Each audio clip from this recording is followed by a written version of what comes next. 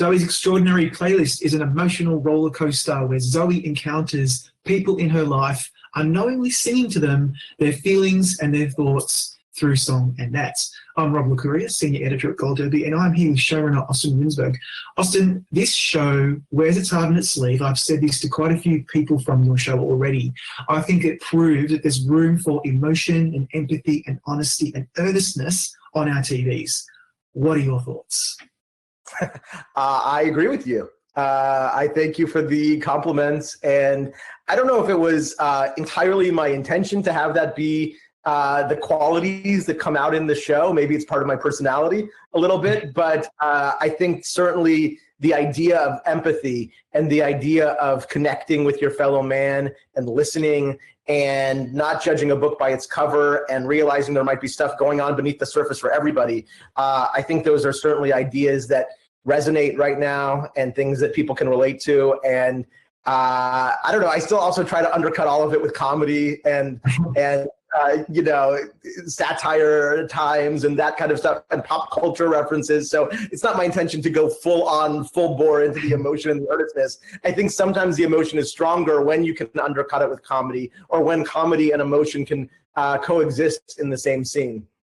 Yeah, see, like the show doesn't take itself too seriously, but what I love about it is it explores how Zoey can hear or see what another person is feeling. That's what empathy is all about, putting yourself in someone else's shoes. We all have internal lives. It's very hard for us to share that with other people. This show punctuates that by piecing through that, and that's what I love about it. And it does it through music, which is so universal. So, I mean, I would love to go back to the beginning. Where did this idea come from? Because putting on a musical in this day and age, you'd have to almost be a crazy person. But it seems that you've done it and you pulled it off. Thank you. Yeah, maybe I'm a bit of a crazy person. I'd say this idea started in two ways. From the musical piece started a while ago, just in that I grew up a big musical theater fan and a lover of music, and I was a theater major in college, and I was always interested in musicals as an art form. I sold my first musical TV project in 2008. It never made it to air, but I had this idea to do a musical TV show. This was pre-Glee, and I had a musical that I wrote that was on Broadway in 2013, and I did the live Sound of Music adaptation for NBC, which was the first of the live new musicals that came out. I think that was around 2014. And so music has just always been something I've been interested in, storytelling, and I'd actually sold 2 or 3 other musical projects before Zoey's. And I guess the why I've been so attracted to musicals is because I just think there's something very powerful when you're watching a stage show or you're watching a musical movie, and suddenly people's emotions are so heightened that they can no longer express what they're feeling in dialogue, and so they can only express it in song. And I just felt like when emotions are that heightened and you do it in a real way, it can really land with audiences emotionally. It can create joy and excitement, and it just felt like a heightened level of storytelling and theatricality that could really lend itself to a TV show. And the version that I kind of had in my head, I hadn't seen on other TV shows before. I think there had been a couple musical stage plays that I'd seen that I was kind of influenced by that did some of it, but I had a very specific take on how I wanted a music and musical to feel on television, and luckily NBC allowed me to go with that vision. So that's kind of part one, is why the musical element. Part two is the personal element, which I could talk about if you want to hear. Yeah, well, actually, I know what you're about to say. And just for our audience, one of the characters played by Peter Gallagher, the Mitch character, he suffers from PSP. And I know that there's quite a strong personal connection to your story and why you wanted to kind of portray that in a show. So talk us through that as well. So that was really the whole genesis, this idea. My father passed away some years ago from PSP, which is progressive supranuclear palsy. And my dad was a very vibrant, dynamic, athletic, outgoing guy. And over the course of a few months, he lost all of his abilities. He could no longer speak. He could no longer walk. He was pretty much resigned to sitting in a chair all day, kind of only being able to move his finger. And for the last 6 months that my dad was alive, we didn't know how much he was processing, if he was processing. There would be moments where he would kind of feel lucid or laugh at something that somebody said, and so we felt like he was there. But oftentimes it was really hard to understand what he was going through. And it was such a painful, tragic, terrible time. And I was also becoming a dad while losing my dad. And I always known that I've always through the years with my writing tried to steal from my own life. It started with my bad dating stories, and then that kind of transferred into like marriage. I always knew that that was such a charged, dramatic, emotional time that I wanted to write something about it. But the first few years I was thinking about it, it all just felt so sad and so depressing. And I was like, I don't know who would want to watch this. And then one day I just had this idea that what if the way my dad saw the world during that time was through big musical numbers? And somehow that idea made me smile, and it gave me some joy, and it didn't make everything feel as dark. And really the entire genesis of the show just came from that one notion. Yeah, I really love that was kind of the seed that then kind of blossomed into the show that we've seen today. Let's go right to the end of the season, from the beginning to the end. And that season finale was pretty special. The outpouring of grief on social media, when millions of people were brought to tears after Mitch died, was unbelievable. I wasn't really expecting it. What were your thoughts on that outpouring of real grief over this character? I wasn't expecting it. I didn't. People had started to reach out to me during the process, and certainly people who had family members who had PSP were suffering with it or had passed away because of it. I don't. Maybe I expected a tiny bit more of that because it's such a very rare disease. So I was surprised that anybody would respond about that just because it's so rare. And I started getting a lot of incoming messages on Facebook and other ways, people just talking to me about PSP and their own experiences. But I was not prepared for the overwhelming, honestly kind of humbling outpouring that came with that finale. And I guess all I can say about it is two things. First of all, when you write something that is specific, maybe everything that happened over the course of the season in the family were stories that happened in my own house to a story. And I guess maybe sometimes when you write stuff that is that specific and raw and vulnerable, somehow the specific becomes universal. I think the other thing too is that we're all going through this really weird, lonely, scary, emotional time right now. And maybe the show came on at a time where people were looking for some emotional release. And I think other episodes, there was a lot of outpouring over the comedy or in particular episode 9, which had the entire dance in ASL, American Sign Language. There was a pretty big outpouring after that.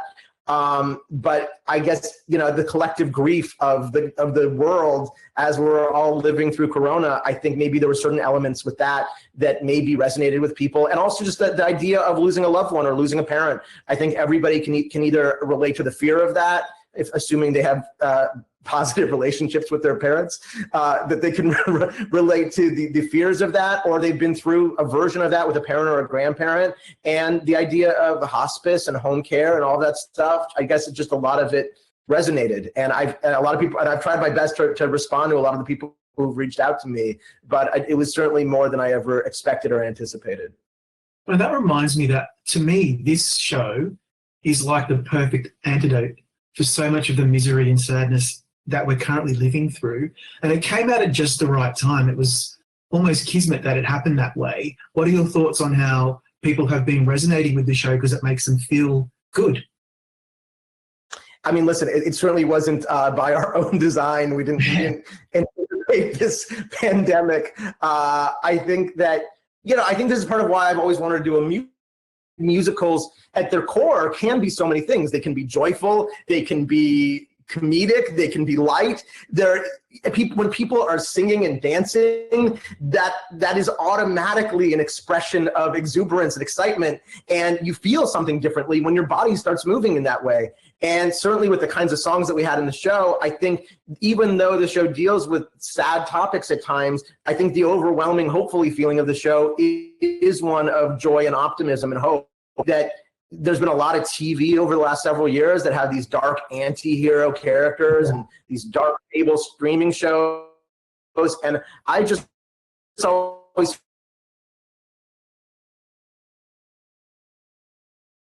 people were felt like for them to be on. You have things, and I think that the show provided that people were wanting positive, uplifting entertainment. Yeah, and that's kind of what I was touching on earlier, that the show has a sincerity and it has this like earnestness about it that is really refreshing, because everything at the moment seems to be so sarcastic and ironic and sassy and negative. And this show is like, nah, we just want to talk about how we feel. We want to be empathetic. We want to laugh. We want to cry. That's super refreshing. But that wasn't necessarily the aim, or was that something that you were trying to actually achieve when you were thinking? That might just be all my years in therapy coming through, I think is what we saw there. Yeah. Listen, it was always by design that Zoey was a character who, I made her a computer programmer, a computer coder, as somebody who was not good at interacting with the world, who lived behind a screen and dealt with zeros and ones all day and saw the world very in black and white terms and wasn't a music listener. And that was all by design, because I'd seen a lot of TV shows over the years, kind of the Touched by an Angel type shows where the main character is helping a different person every week. And I wanted there to be an element of the show where Zoey's helping people, but I didn't want her to be good at it. I wanted it to be a struggle for her, that she doesn't really know how to interact with people, just to kind of provide obstacles for her and challenges that she has to overcome. And so by getting this power, as much as it's a blessing for her, it's a curse. There's a lot of burden of this power. What does it mean? What is her responsibility to that in the show? And I just thought it was interesting that she sees people in a very specific way, and suddenly this new world opens up to her. And Mo, her neighbor, is a big part of that. Sees the world completely differently. Mo is an encyclopedia of music. Mo is a student of the arts, and Mo is very open to everybody and new experiences and living in these shades of gray. And I like that kind of odd couple dynamic. And so I just thought it was interesting to put those challenges on her. And along the way, she does kind of have to learn more about empathy. And I think when my dad passed away, my biggest takeaways was that as angry as I was and upset, have more compassion and frailty and the human condition. And I think that's part of what's woven into Zoey, and what she learns about people is that she can't judge people for who they are, and that sometimes you need to have the hard conversations. And maybe by having the hard conversations, it doesn't stop a relationship. It actually forms more of a connection. So it was all about how to make connections. How are these hard for her? And how can she grow along the way because of this new power that she has? I think I don't know if that answers it absolutely did. And it reminded me that the casting of the show is obviously a very important critical factor, but it seemed to have worked quite beautifully on the show. Jane didn't come from a singing and dancing background, whereas Alex is, a recording artist and can belt out tunes unlike anybody else.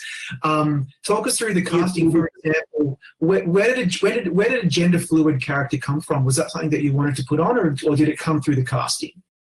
That came through casting. Originally, that part of Mo was written as a female, and it was her bisexual neighbor.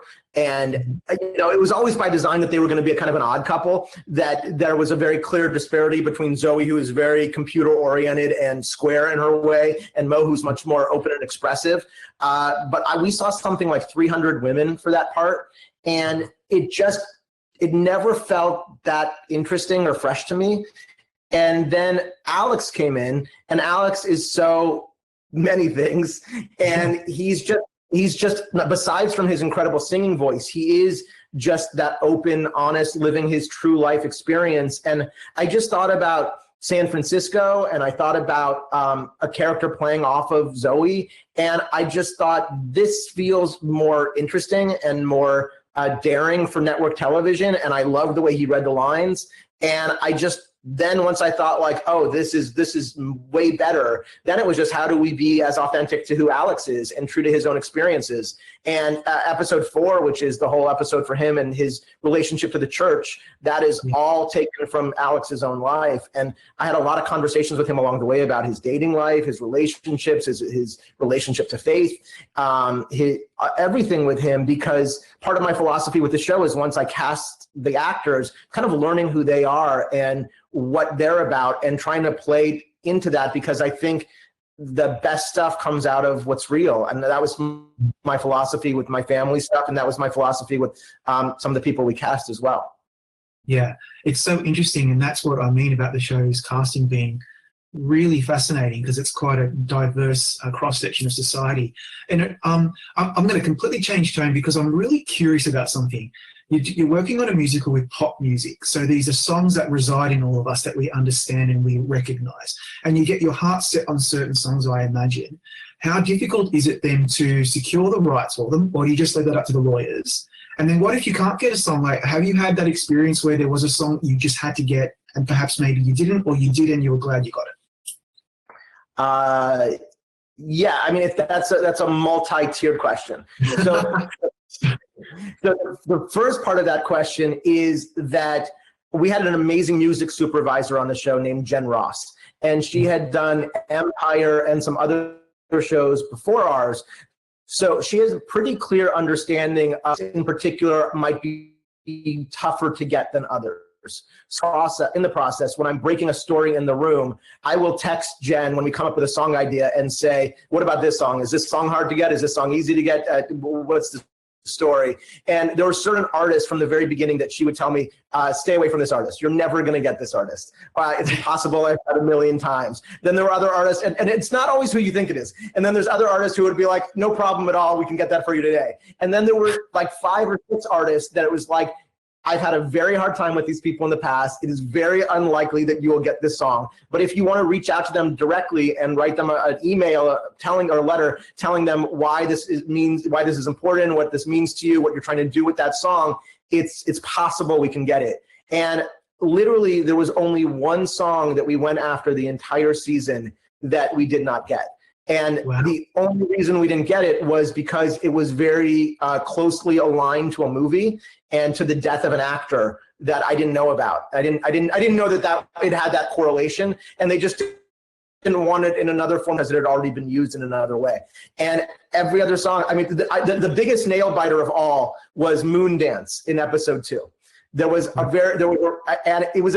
song is a very thin needle to thread, because it needed to be a song that Mitch sings to Maggie that is somewhat sexual in nature, but not overtly sexual in nature, that was from the late 70s, early 80s, but that also felt romantic and wistful. It had to check a lot of boxes.